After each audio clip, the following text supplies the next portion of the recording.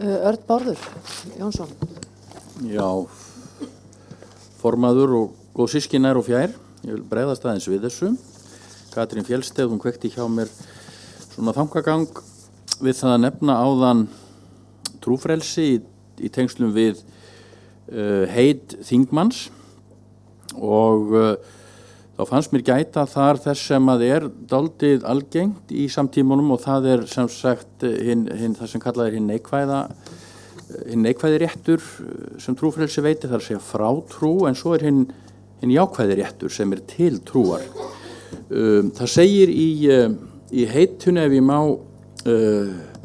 lesa upp drengskaparheitið sem unnið á Alþingi, með leyfi formans: ég undirskrifaður sem kosinn þingmaður til Alþingis Íslendinga heitu því að viðlögum drengskap mínum og heiðri að halda stjórnarskrá landsins.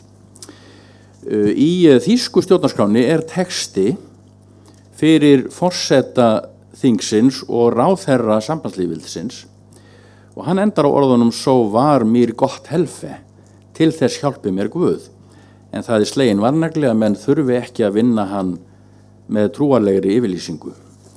Í Suður-Afríku annars vegar talað hátíðlega yfirlýsingu eða solemn affirmation eða eið eða oath, og í síðara tilvikinu bætt við orðunum so help me God. Íris spurði hvort að eiður væri úreltur. Ég spyr í þessu sambandi hvort að það sé ekki réttur fólk sem að trúað og vill vinna eið og biðja Guð að hjálpa sér, að það sé ekki mannréttindi að fá að vinna eiðin með þeim hætti, og vil vara við sem sagt því að útrýma öllu sem trúarlegt meðan að yfir 90% af Íslingum telja sér trúaða í einhvers konar trúfélagi, þó ekki sé allir í þjóðkirkjunni. En þetta vildi ég nú bara nefna hér svona almennt.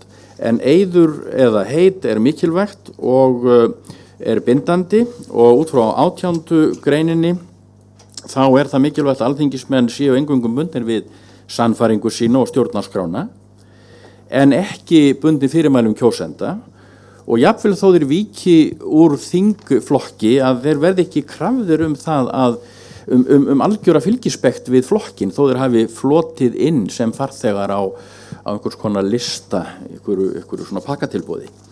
Þá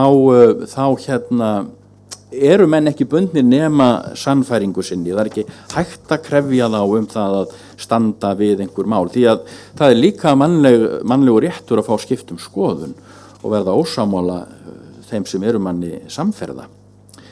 Alþingi friðheilagt í 21. grein, það mikilvægt og spurning hvort að þarf framhaldið eins og Erlingur benti á.